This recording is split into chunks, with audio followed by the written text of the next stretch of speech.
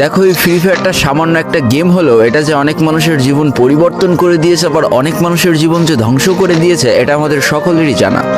তবে সামান্য এই গেমটা যে গোটা একটা পরিবারকে আবার নতুন করে জীবন দান করবে, এটা আসলে সকলের অজানা ছিল। হ্যাঁ বন্ধুরা, আজকের গল্পটি এমনই একটা পরিবারকে নিয়ে যারা এই ফ্রি ফায়ার গেমটাকে একেবারেই সহ্য করতে পারতো না, বরং তাদের সন্তান যখন এই গেমটা খেলতো তারা আরও উল্টো বকাবকি করতো।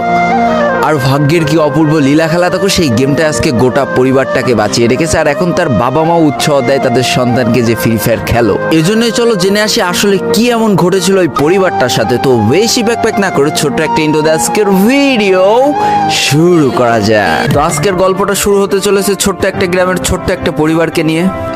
বাবা মা এবং তাদের দুই সন্তান অর্থাৎ দুই ভাই, ছোট্ট একটা পরিবার, খুব সুন্দরভাবে তাদের জীবনযাত্রা চলে যাচ্ছিল। বড় ভাই একটা কোম্পানিতে লেবারের চাকরি করে, বাবা কৃষিকাজ করে, আর তাদের ছোট সন্তান অর্থাৎ ছোট ছেলে কিন্তু ক্লাস 8-এ পড়াশোনা করে। দারিদ্রতার বেড়াজালে আটকে পড়া পরিবারকে সাপোর্ট দেওয়ার জন্য তাদের বড় ভাইকে খুব অল্প বয়সে কাজে চলে যেতে হয়েছে।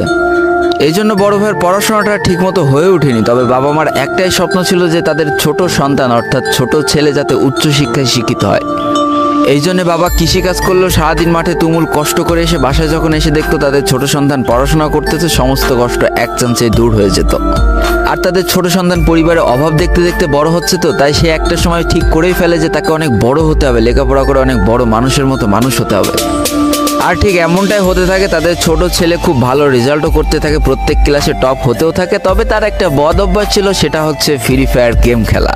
করোনা চলার সময় যখন তার স্কুল বন্ধ হয়ে যায়, তখন তার বাবা এবং বড় ভাইয়ের জমানো কিছু টাকা দিয়ে তাকে একটা ফোন কিনে দেওয়া হয় অনলাইনে ক্লাস করার জন্য। তার ফোনটা ছিল 3 GB র্যামের একটা ফোন। তবে এইখান থেকেই তার ফ্রি ফায়ার গেমের সাথে পরিচয় হওয়া। সারাদিন পড়াশোনার ফাঁকে সময় পেলেই সে ফ্রি ফায়ার গেম নিয়ে বসে পড়তো। আগে যেমন বাইরে খেলাধুলা করতো, এখন সে আর বাইরে খেলাধুলা করে না, ঘরে বসে সারাদিন ফোন টিপে আর ফোনে গেম খেলে।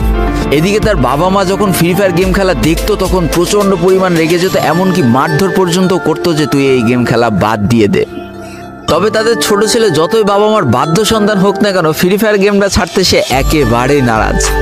প্রথম দিকে পড়াশোনার ফাঁকে ফাঁকে গেম খেললো, যখন তার বাবা মা তাকে বকা শুরু করে তখন সে রাতের অন্ধকারে গেম খেলা শুরু করে। তবে বন্ধুরা বলে রাখা ভালো, সে কিন্তু তার পড়াশোনা একেবারেই ঠিক রেখেছিল, অর্থাৎ গেমের কোনো কালো ছায়া পড়াশোনার উপরে কোনোদিনই সে পড়তে দেয়নি, যার কারণে তার রেজাল্টও মোটামুটি ভালোই হতো।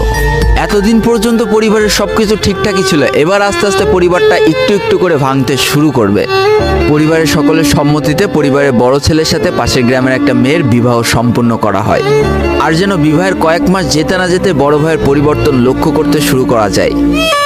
এতদিন ছোট ভাইয়ের পড়াশোনা খরচ বড় ভাই আর বাবা মিলে চালিয়ে আসলো, এখন আর বড় ভাই কিন্তু ছোট ভাইয়ের পড়াশোনা খরচ দিতে রাজি হয় না। তবে তাতেও খুব একটা ফারাক পড়ে না, কারণ তাদের বাবা এখনো শক্তভাবে তাদের পরিবারটাকে ধরে রেখেছে, অর্থাৎ বাবা কিন্তু কৃষিকাজ করে তাদের পরিবারটা খুব সুন্দরভাবে চালিয়ে নিচ্ছিল। তবে বলে রাখা ভালো, হাতের 5টা আঙুল যেমন এক হয় না, পরিবারের প্রত্যেকটা সন্তানের মন মানসিকতাও কিন্তু এক হয় না। কিছুদিন পর বড় ভাই পুরোপুরি আলাদা হয়ে যায়, তার বউকে নিয়ে নতুন করে সংসার তৈরি করে।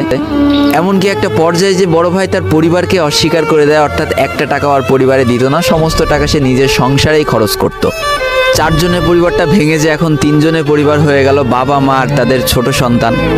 এখন পুরো পরিবারের দায়িত্বটা বাবার উপরে পড়ায়, দিনরাত 24টা ঘন্টা হাড় ভাঙা খাটুনি করা শুরু করে দেয় তাদের বৃদ্ধ বাবা।